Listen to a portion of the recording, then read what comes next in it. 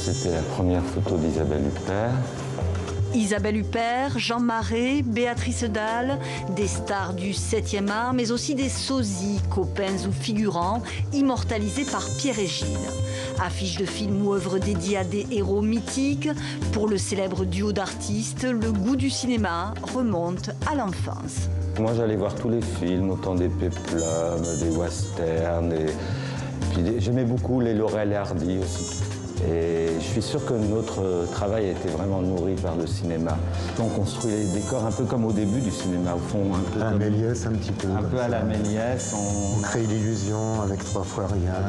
À l'ancienne, sans retouche, si ce n'est la peinture que Gilles applique sur la photographie réalisée par Pierre. Au départ, il y a une histoire que les inséparables mettent en scène pour créer leur univers baroque.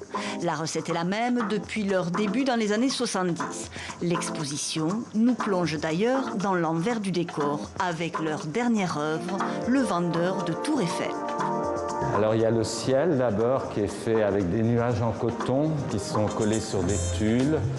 On les colore un peu en rose. On utilise souvent ces tulles transparents comme ça pour faire voler des fleurs. Voilà, la Tour Eiffel, c'est une grande Tour Eiffel qu'on a achetée il y a très longtemps, dans les années 80. Et on l'a utilisée plusieurs fois dans les photos déjà. Maquettes d'immeubles et petites voitures complètent le décor, dont des véhicules de police pour évoquer la situation souvent périlleuse dans laquelle se retrouvent ces vendeurs à la sauvette à qui Pierre et Gilles ont voulu rendre hommage.